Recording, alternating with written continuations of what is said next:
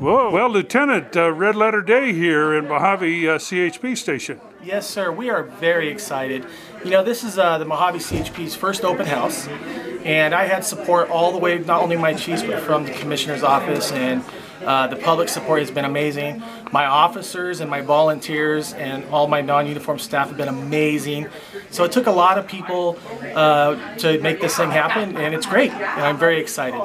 Well, I've seen it here ever since it was completed last year sometime, I think, or maybe the year before, I don't know. But yeah, October 2013. Yeah, so I was thinking, man, they ought to have a formal opening of that place. It looks state-of-the-art. Yes, and it is. Not only is it beautiful, but the technology. We have cameras, swiping systems to get through the doors, all kinds of security measures placed into this office, so it's really nice. It's so different from the old office that the officers used to work out of. Sure, and I see solar all over the place, so... Yes, sir. We have solar, and then we also have electric car charging stations. We have 2 in the front and 2 for our employees. Does CHP run electric cars yet? No, sir. This is just a courtesy to the public and our employees. I see. It's I great. see. And how many officers work out of here? We have 32 officers. Okay. We have 4 sergeants. I'm the commander. And then we have 18 volunteers. And then we have 6 non-sworn staff, from our clerical to our janitor. And you've got a huge territory to cover. It's fairly large. Not only do we cover the communities local of Mojave, CHP, Rosamond, Boron, but we also cover all the way up to Kern, Trona, Randsburg. That's all us. So yeah, we do. And then we have a lot of off-road, Dove Springs, Red Rock Canyon, Jambone. So we stay busy. And this is 24/7. Yes, sir. Like dairy farming. Every day, all day, no matter the holiday or whatever. That's correct. Our officers are working hard while you're sleeping. Yeah. Well, thanks for the tour today, and looks like you have some nice events planned. We do. We have a canine demonstration. We have a shotgun, less lethal shotgun demonstration, and a taser demonstration. Taser jam coming up. It's going to be very nice because we have our helicopter out here today, we have our motor officer out here today, we have our commercial unit out here, we have our canines out here, and then we also have displayed for everybody to see all of our equipment. From our EMT equipment and to our weapons of mass destruction equipment. So we brought it all out for you. Well, we just got a demonstration of what's in the bags, and my gosh, there's so many pieces in the bags to take care of people. It's amazing. And it requires a lot of training to keep us all up to date on all of our equipment. Sure. Thanks a lot, John. Thank you. My partner, Officer Bostrom. We brought our canines here so y'all can see the capabilities of them. Both of our canines are dual-purpose canines, which means that they detect the odor of narcotics. They can detect the odor of methamphetamine, heroin, cocaine, and marijuana. They're trained to alert on those 4 drug odors. And they're also patrol dogs, or bite dogs, depends on what you want to say. But we call it patrol apprehension. It would be the easiest way to say it is they bite people that need to be bitten. They help us apprehend criminals. So we're going to demonstrate both of those capabilities to you today. We're going to put this black box out here. It's got training aids that we use to train our dogs. Heldon's going to come out and he's going to alert to it. He's considered a passive alert dog, which means that when he smells the odor, he's going to go to where he believes the source is, or the strongest point of odor, and then he has a specific behavior. His behavior is what he should do. He should sit and stare at the box and wag his tail, and he's waiting for me to give him his toy. That's his alert, that's his final response that tells me this is where the odor is, this is where you should start looking. You have to remember, he's only smelling the odor. He doesn't know if there's actually drugs there. He's looking for the odor. So that's what he's going to do. So hopefully, put this box out, because my big boss is here, the IT, this guy with stars in it. He's eyeballing me, trying to make me nervous, okay? So, how you doing, Chief? Chikella. So, 2 C's, 2 L's. So we're going to put the box out here. I'm going to get Heldon a command. He's going to go smell the box. It's sort of a game to him. He sort of knows what's going to happen. So I expect he's going to sit his tail will probably wag, he's gonna drool, he's gonna slobber, he's waiting for his toy. I'll give him his toy, you'll all clap, I'll put him back in the car for a minute, we'll talk about it, and that gives Officer Bostrom time to go put on his bite suit. Now, he's trained to bite a person, but because the department says I can't injure Officer Bostrom every time we do a demonstration, I'm required to let him put a suit on first. And it's a big puffy suit. He's gonna walk out from the corner. When I bring him out, don't worry, he's gonna focus on Officer Bostrom. He's gonna recognize the suit. So for this portion, we just gotta pretend he doesn't have a suit on. When I give Heldon the order, he's gonna go bite Officer Bostrom. Then hopefully, all fingers crossed, he will eventually let go of Officer Bostrom. Well, I don't mind, but Officer Bostrom's mom is pretty adamant to let go at some point. So Heldon will come off of him, and then we're going to demonstrate what we call master protection. It's one of the things, our dogs are very instinctual. If you have dogs, you know that. But I'm going to stand here with Heldon, I'm going to talk to you. Officer Bostrom's going to try to sneak up on me in the bite suit, but you'll see that Heldon will not care about anything else except where Officer Bostrom is. And on the side of the road, in a real life scenario, he would do the same thing. If I was on the side of the road, Heldon probably wouldn't pay a lot of attention to what I was doing. He'd be looking around to see what was in the shadows. If there was somebody trying to sneak up, his attention would be to that, because his job is to protect me. So when I send him on a bike, that would be like protecting another officer or protecting a citizen who's in danger. When Officer Bostrom tries to sneak up, it's Heldon trying to protect me. So you get to see two different types of fight scenarios that we use the dog for. And then after that's all over, we're going to have the demonstration over here. If you have any questions, Officer Bostrom and I are going to be next to our cars. Feel free to come up and ask questions.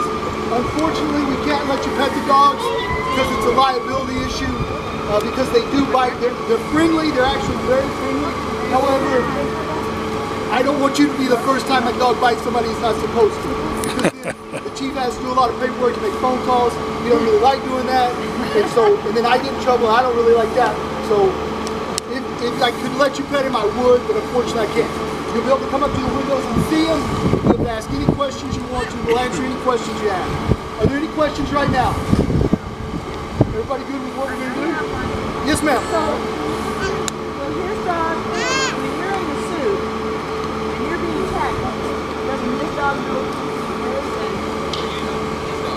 I know, but well, your dog question is, would his dog bite him because he's in the suit? No. Oh, his dog's going to go crazy, yeah. Okay. Yeah. But it's more because my dog is going to go crazy. It's not necessarily because he's being attacked. Okay, so he doesn't, okay. A little bit, but it's not as much as you would think. If he was outside the car, maybe he would have more of a protection thing, but really, to be honest, his dog probably likes it when he gets bit. I'll be honest with you. His dog probably likes it. I'm just saying. All right, so is everybody ready to see? Question.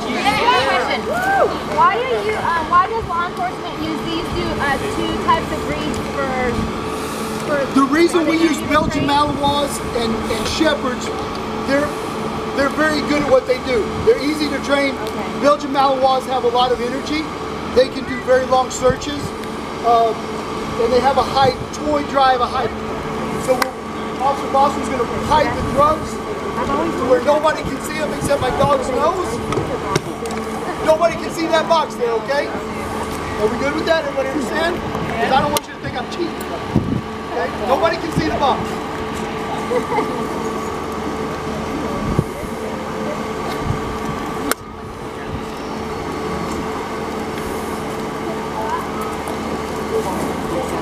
Close it. Close it. Close it. He's already on order.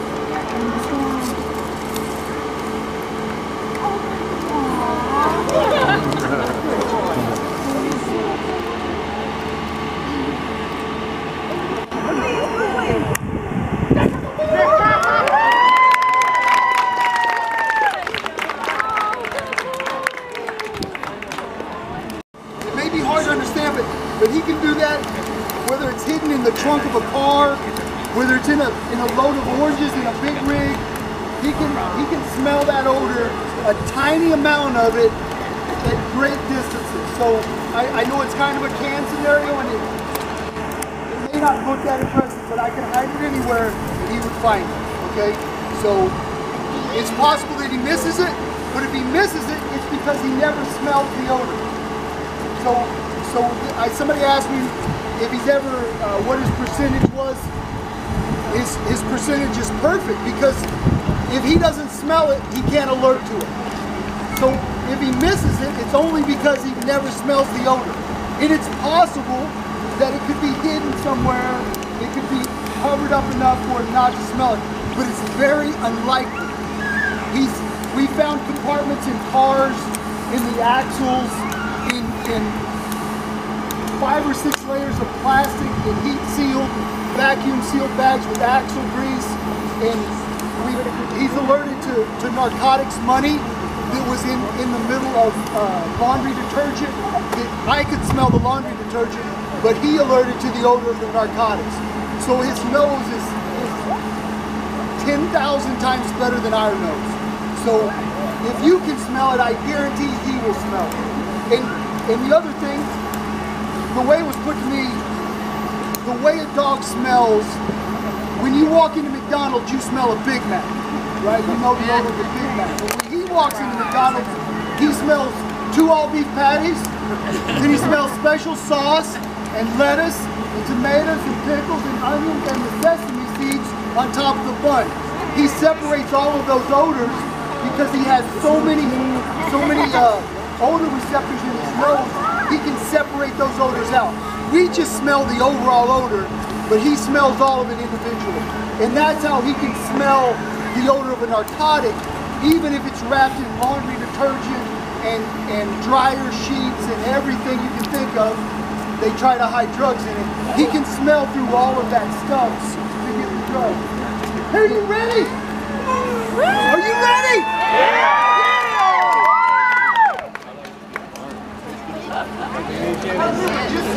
Just stay where you're at, okay? We're trained professionals.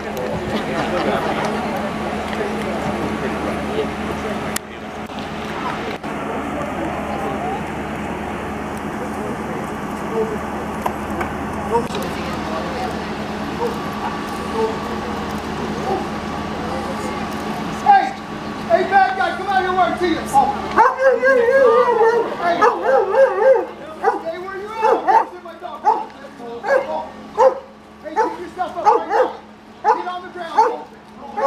Off. You gotta get on the ground.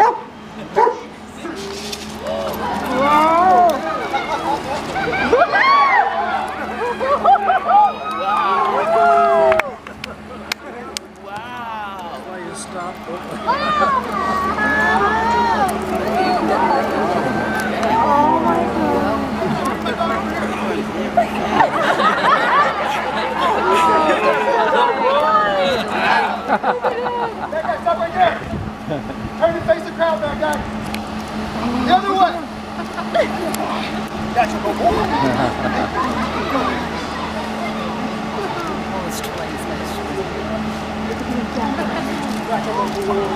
Just like that, maybe.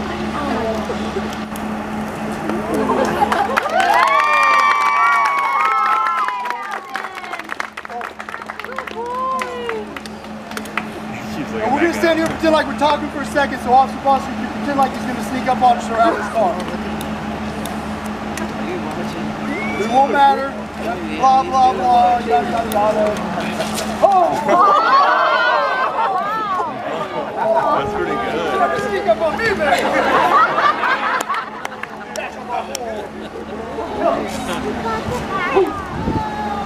Look at his video, how he felt that.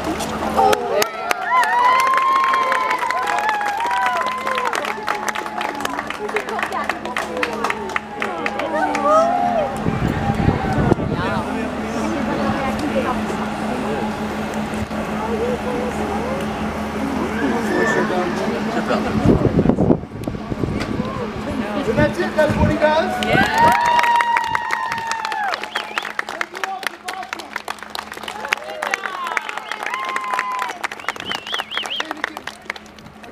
have any questions, please feel free to come up and ask us. We want to let the other officer going to do the less lethal shotgun. We'll be standing in our cars. If you have any questions, feel free to come up and we'll chat with you, okay? All right. Thank you very much for coming out. Okay. And he's a Belgian Malinois, so he's a little smaller than Heat's dog, Hilden. And he's from Czechoslovakia, but he understands Dutch. Really? And so a K9 unit is called out for a special situation, is that right? Yes. I mean, you're not on a patrol with them all the time. We do work patrol. We work usually like a mid-afternoon shift, so we work late mornings to early evening hours. And we're out there making stops and patrolling just like all the other regular patrol guys. And then if there's any kind of pursuits or incidents that would require a dog, that's when we're going to respond. Well, what's the dog most useful for? What kind of arrest? We have about 50 dogs on the highway patrol. About 80% of them are narcotic detection dogs, and the other 20% are explosive detection dogs. So here in Inland Division, we have a total of 8 dogs. 7 of them are narcotic dogs, and we have 1 explosive dog. So basically, what he's mostly used for is for the narcotic investigations, and we're talking major narcotic investigation, 20 pounds of methamphetamine in the car, or a search warrant where there's a high probability of a large amount of drugs. Not so much street level, a little bag of dope. Schools, parking lots, or anything like that? If we're requested, we'll go to a school, but for the most part, it's just traffic stops, doing search warrants on houses, businesses, things like that. And then as far as the patrol side of it, anytime there's pursuits or events which could benefit from the use of the dog, and we'll respond to those. Or even if we're at the house, they might call us, if we're at home asleep, they might call us, hey, can you come out, to search for a bad guy, something like that. So we'll roll out for things like that. Sure. Now, how long will a dog like that be in service? It kind of depends on the breed of the dog, the history of the dog. I mean, if he's been in a lot of fights or a lot of things like that. So every dog is different. The average is probably about when they're about 7 years old. 7 to 8 years old is when they typically are longer serviceable, so we'll retire them. The department retires them, and then it's up to the handler if he wants to keep them. If he does, then he'll keep them. If not, then the department finds another avenue for them. So are you saying the dog stays with the same handler? Always? Yes, if him and I continue for the next, until he retires, then he'll stay with me. If something happens to me or I no longer want to be a handler, then I'll go back to working something different. And then because he's already been trained, he'll go to a new handler. So for instance, if Heath was retiring and I needed a new dog, but his dog still had service time left, then I could take his dog and work his dog. Because basically, the dogs, everybody thinks the dogs are pets, are actually equipment for us. In the grand scheme of things, it's just a tool to use. The department invests a lot of money into them, and that's why, if something happens with you, or you go back to working a regular beat, then they're not just going to give you the dog. They're going to use the dog as much as they can. So they'll a new handler. Sure, and the dogs can smell the what you're after, right? Yes. They've been trained to.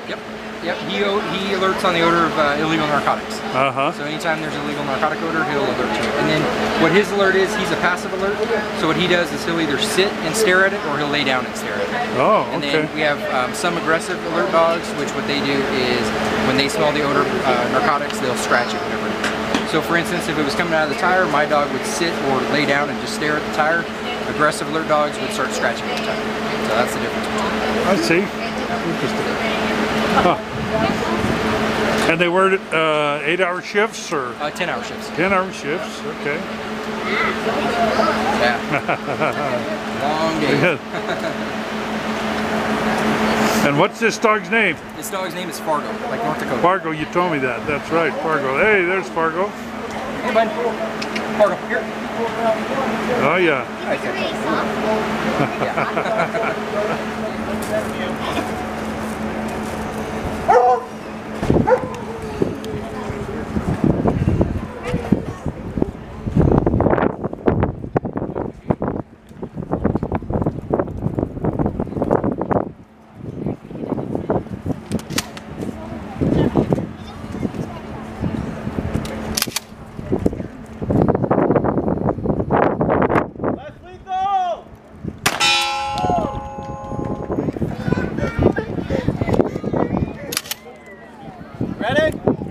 Okay, so the point of announcing less lethal, we don't do it all the time. Let's say we're trying to do like a stealth strike where somebody needs to not know that we're doing it. That suicidal victim if somebody's coming up behind him. But normally we try to announce less lethal to let all the other officers on scene know that we are not shooting a lethal round at this person. So we don't have any sympathetic fire. Okay?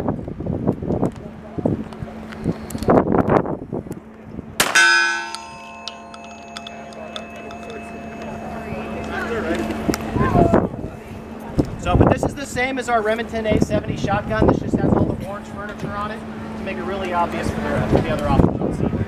Normal 12-gauge shotgun. Any questions? Is it the load just to stun the person?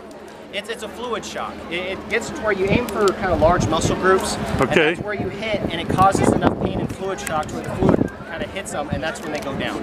So if you hit them in the stomach, things like that, it doesn't do as much damage. You want large muscle groups. So you're shooting for the thigh or the calf or calf wouldn't work, so it'd be a smaller target, but a thigh would be a really good shot. And that'd take them down. It should. But the issue is that unlike the taser's made to take down anybody just based off of their physiology. This one, it's pain compliance. It's also mixed with a little bit of fluid, but the taser is going to affect just about anybody just as long as you get both barbs in them. So somebody on PCP, somebody on meth where they don't feel pain, the taser will lock them out or will keep them from moving, unlike the shotgun where it's mainly based off of them going, that hurts, I don't want to do this anymore. Sure. Try walking the line first and then put them on and see how you do. And then put them on afterwards? Yeah, just to see the difference. Just like You a straight? can look down at the line. Okay. You can look down at the line.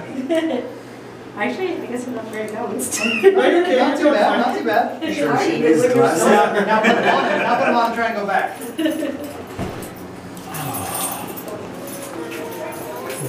And what does that do? Distort your eyesight or your balance? Or Yeah, it gives you the effect of being between a .07 and a .10 alcohol. So right below the legal limit to about 1 year old. It doesn't even matter if you have your glasses on or off, to be honest. Oh, They fit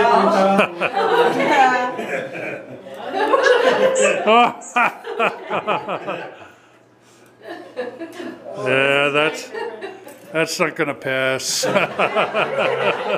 line first before you put them on. Yeah, wait. Go walk across the line first, baby. You'll see the difference. And she's got flip flops on too, so not too bad, right? Okay, wait. Oh, I see, okay. Okay, now try to do it with these on.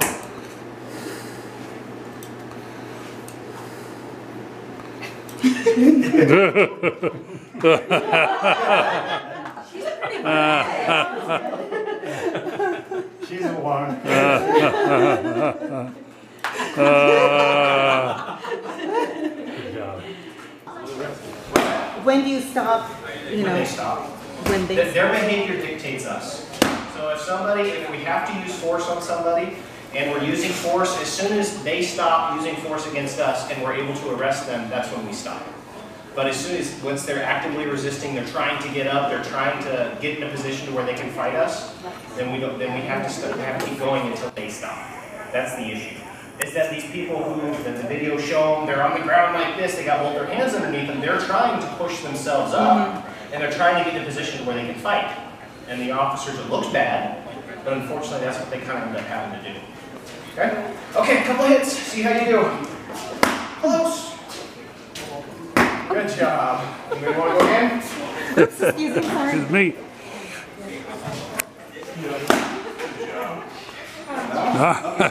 Look at these guys.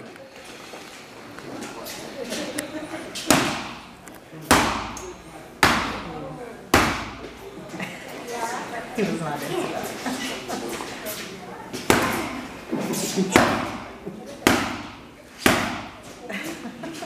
So, the things that we target is the hands. We target hands, we target arms. Because if we keep going towards the body, and we're swinging like this, his hands are right here. They can grab guns, they can grab us, they can do things. So you try to take out the hands as much. Okay. Now try it again. Now try it again. We all done? Okay, let's come back into the other. I like traumatized.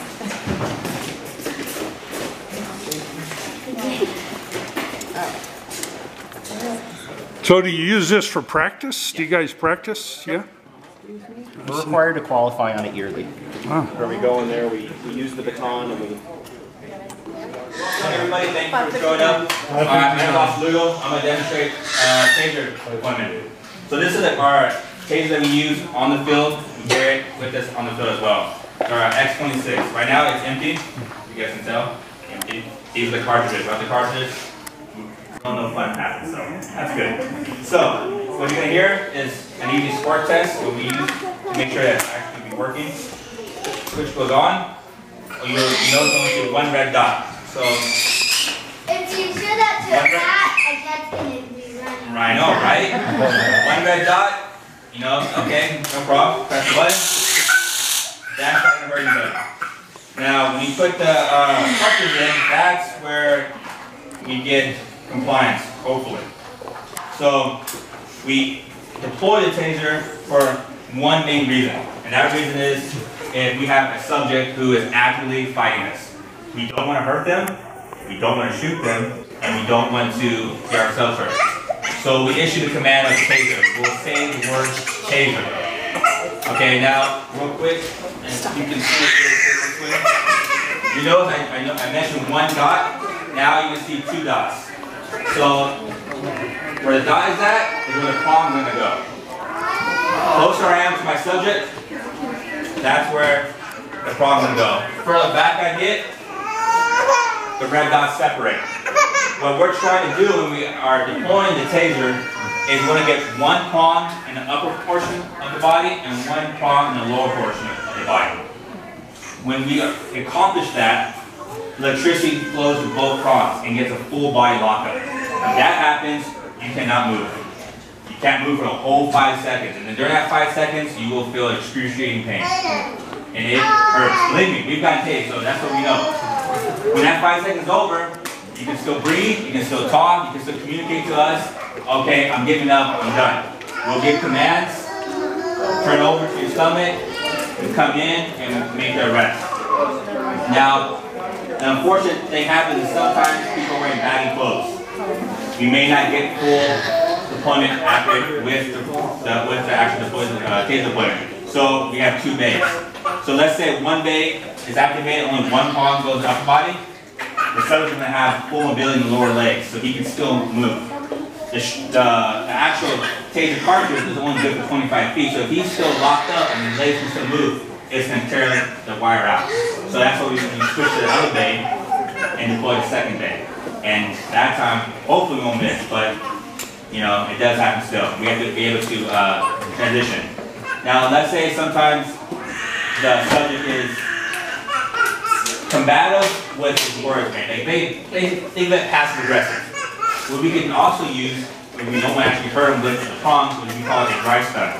Dry stun, as you can tell, the 2 red dots are activated, but I'm not going to pull the trigger. So if I'm close, I'm going to do never mind. That would hurt. Basically, it's going to hurt for a few seconds, if that.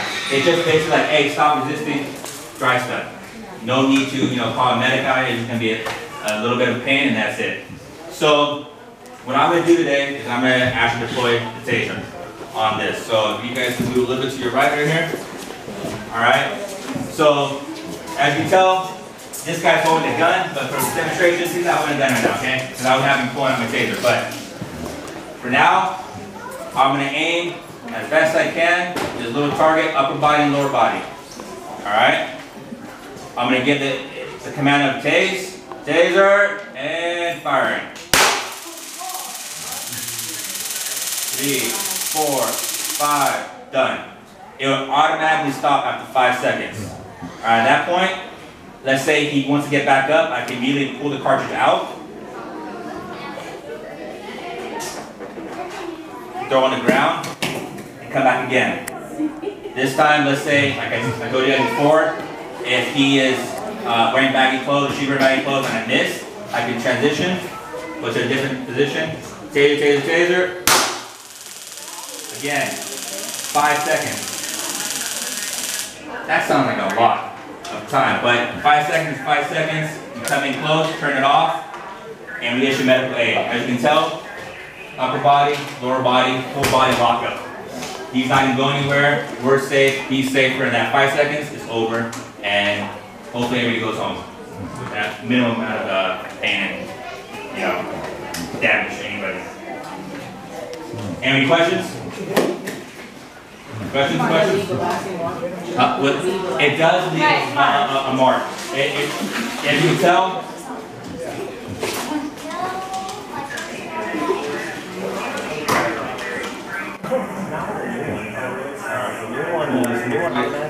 I'll show you what it looks like. If you get both so, then it will. No one saw that, right? Shooting out the second. All right. So this is what the prongs look like. This is going to go to your skin. You guys can see. I'll pass it around right now. I can. This is going to go in your skin. He's right. Upper body. There you go. Pass that around.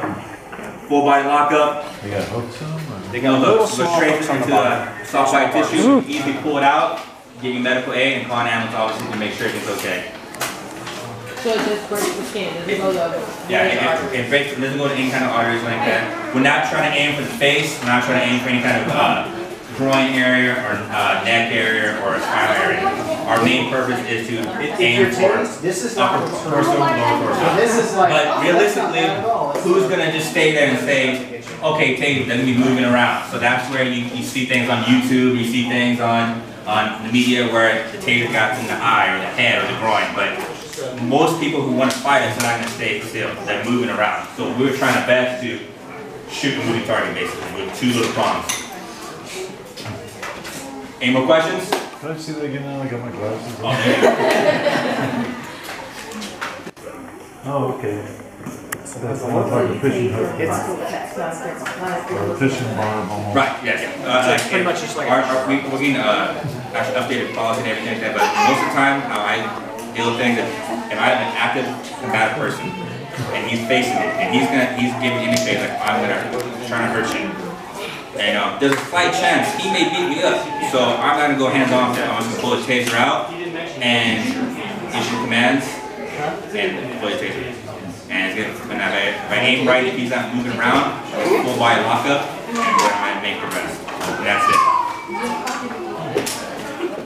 All of our cars, they have one of these in them, so that we're all trained. We're not only trained to do stuff like that. We're also trained for life-saving, to treat wounds, to treat crash victims, and things like that. We all carry in our cars. We carry oxygen tanks. We carry nasal cannulas. We carry nasal masks. We carry seat collars for people who have gotten injured in car crashes. We also carry. This is a breath mask. This would be like if we have to do CPR on somebody. We take this out. It's just a barrier to keep it to where we don't have to have our face right on top of their face. We put this on. That way, when we breathe into this little hole right there, there's a little filter in there that doesn't let things come back out. So we don't want them to spin or fall off. No, he's at 5. Okay. And then what else do we have? We also carry gunshot treating things. We have tourniquets. These are just scissors, just simple scissors to make it easier to where we can get to wounds on people. To where we take these, we end up cutting some of their clothes off to where we can get to the wounds. Yeah. This is a window punch. All this stuff goes in the bag, huh? Yes, everything. And we carry this in the back of our trunk at all times. Oh, really? So we beat the fire department and rescue ambulance there. So immediately pull this out of our trunk we come in, and put hopefully it up to a window if we can't get into the car and the window needs to be broken. Patient as best we can. Down. Right. And it has a little trigger in there where it pops off and it'll break the window for us. Because surprisingly, those batons that we have, they don't break windows very well. They kind of bounce off the windows. So you just come in, push down. Did you hear the little click? Yeah. That makes it pop in and it breaks the window. Wow. What's this thing? Right. Those things are wound swabs. The hard part is trying to find that little guy in his big old bag. That's what we usually use the aspirin. Yeah. You'll see it's kind of going back These are and just forth. wound swabs. You break it and you use it, it just cleans wounds. Everyone has this. Yep, almost everybody has those. Okay, this thing right here is called a chest seal. What you do with this, I can open it, so we're not using these ones much anymore. This is for somebody who's gotten shot in the chest. Hello, welcome. Okay. So this would be, your lungs are made where they keep pressure down. So your lungs are kind of like a magnet. And if you end up getting shot, gut and the chest, your lungs will be taking air from the outside rather than just you breathing in. So what this does is it seals right over the gunshot wound, and it seals that up so it makes it like a balloon. The air doesn't come through. So that's what this is for. This is for us to treat each other if another officer gets shot, or this is for us to treat if we go on the or if somebody else gets shot. What is the host? This is called, it's a burper. This pressure will go either way. And so what this thing is supposed to do is it's supposed to work itself to where it'll go through and air will escape out of the lungs once it's kind of like an inflated balloon. If you blow it up too much, it breaks. If the pressure gets too much inside the lungs, that will burst. And then we have these right here. That right there, it looks like it's some sort of clip. I don't know what this is for, to be honest. Imagine it's just kind of a utility thing. We can hook scissors to it, we can do other little things to just make it easier on us. But these things right here, sugar gel. So these, if we respond to somebody and they seem like they're half asleep, they're not doing too good, they might be diabetic. So they can go into a diabetic coma or diabetic shock. We can give them this, it's just like sugar. It wakes them right up. These right here, some standard splints. Maybe somebody has a broken arm, broken leg, things like that, we can use these to splint them. Well, there's two versions of hanging stuff. A radar stop or a LiDAR. A radar stop is Can you use the scissors? Yep, scissors are great. How many times have you tried to open something and needed a pair of scissors and you had to look all over your house to find one? I'm usually fingernail clippers. No matter how many fingernail clippers we buy, we always need one.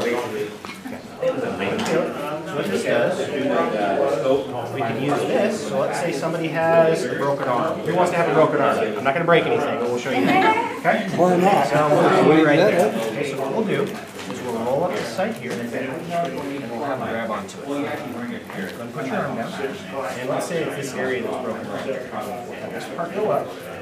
This way. It's got a little splint inside, like little metal plates. And you would be screaming the whole time. Because this would not feel good. Okay, so we'll have it like that, and then we'll take one of the roller gauzes that's somewhere around here. There you go. So we take these and we just roll it over and over and over and over and over again, where it keep you from bending this area right here until you get to the hospital and the doctor can treat you. Okay. Any other questions about the stuff? Yes, sweet. Can I know about the wires? The wires. Everybody wants to know about the taser. Okay. So these are the taser cartridges. This is what they look like when they're inside the gun. This is before they go off. Okay. So if you look at the little shiny things right there. Okay. So when somebody, if we end up having to use one of these, we pull the trigger and we get these two little things that shoot out right here. One shoots out of the top bay and one shoots out of the bottom. And they come out, and the top one goes kind of straight, the bottom one kind of goes down a little bit. And when they hit somebody, electricity goes through both wires, and both of them have to hit in order for this to work. But the goal is to cause as little damage as possible, but get it to where we can arrest somebody. So these things here, the electricity goes through, and it hurts really bad, but it also doesn't let them do anything. So when they get it, they can't move, and they go stiff, they eventually fall, and then that lets us go over there and put some handcuffs on somebody, without having to fight them or use the batons or anything like that. But as soon as the electricity goes off on these, they're fine. You can get right up, you can walk, you can do whatever you need to do. I've been tased before. It hurts really bad, but as soon as the 5 seconds is up, it's done. Okay. We're trying to stop that bad car that won't stop, right? So what we do is we radio to an officer who's further up ahead of us. Okay. These are in most of our trunks, pretty much all the patrol cars have them. We have an officer stationed in a spot. Pass that around. The top is very sharp, so just kind of look at the bottom. See, it's hollow, kind of like a straw, right? Okay. So we go through, and we have an officer to where they can push that, place that in front of the vehicle. Either he can throw it out, or he can pull it out across the road in front of the car. Okay. The car will run over this. These things are made to where they break off, they stay in the tires, and let air slowly out of the tires. Where the car, their tires are flat, and most of the time they'll yield over to the right shoulder because they can't go as fast anyway. But these are the spike strips. Are these like little caps? Yeah, these are little caps to keep us from being hurt. But if a car runs over them, it just pushes straight down. And the sharp edge goes over the top. These are just rubber. They're real thin.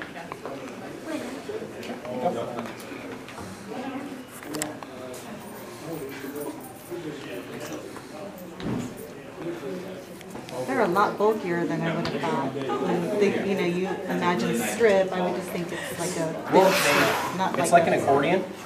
This will go about a lane and a half, so about 18 feet once it's fully deployed.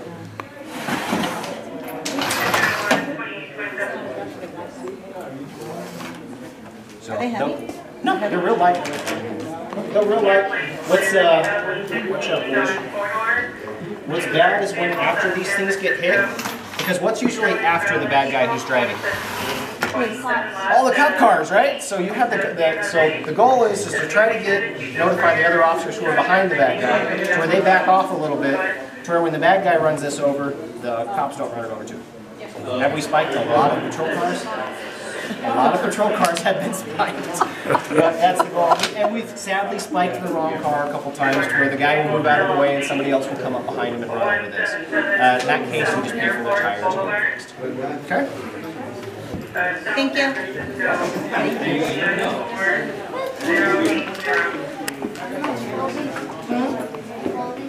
What's what? One of the helicopters is on display here, and Commander Williams was saying we should have been here when the pilot put it down in here. Got all that neat stuff. Yep, so the cyclic, the collective on the left, and then you've got your foot pedals right here to control the tail rudder. Uh-huh. But you're manipulating all those things at the same time, coordinated manner to control the aircraft. And we've got all of our instrumentation right here for the pilot. And are you flying with 2 pilots or 1? Just 1 pilot most of the time. Every once in a while we'll fly with 2 pilots when we don't have a flight officer paramedic available. I see. But a flight officer paramedic is usually sitting in that seat. And they will work the radios, work the law enforcement calls for us. And also if we get a medical call, then we will land and take somebody to the hospital. And they, since they're paramedic, they can actually care for them. I see. As they're taken to the hospital. Sure, sure. And you aren't really on patrol. You respond to a call, right? We do some patrol, but then when we hear calls, like we'll be patrolling and monitoring all these different radios for the different law enforcement agencies and also fire departments. Oh, I see. Sure. And then if we get a call, then we'll respond and help out. How long can these things stay up? The way that we're configured, usually we can stay up for about 2 hours, and then we'll need to get fuel. I see. Wow, a lot of stuff. Yeah, so all of our medical stuff is on the back wall there. Everything the paramedic needs to care for people. And usually where that seat is right now, usually we'll have a heart monitor and some other supplies right there. So usually the whole back wall is filled. I see.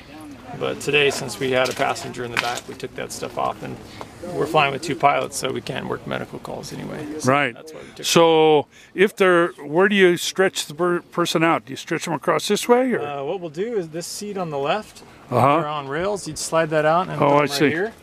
And then this stretcher folds out and goes right along the side. Oh, that side over there, I see. Yep. So the patient's feet will go towards the front, the patient's head will be right here, and then the paramedic that's sitting right here can tend to the patient, ask him questions.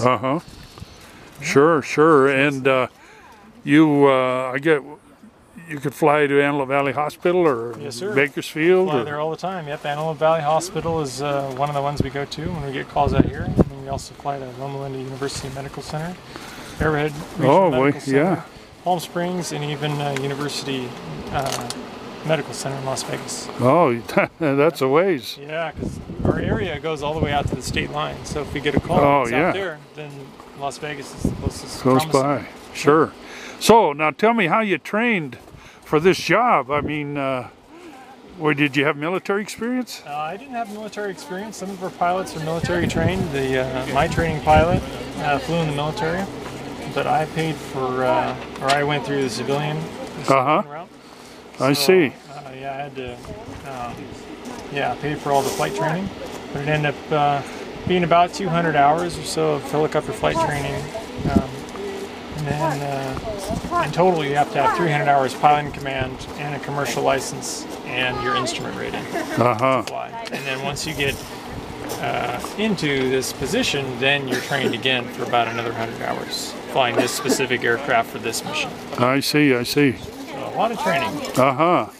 Well, you must have really wanted it. You paid for it. Yep, yep. I wanted it since I was about this big. Uh-huh. So now you got it. Well, good. Yeah, living the dream. Sure. Put them up inside and get a picture.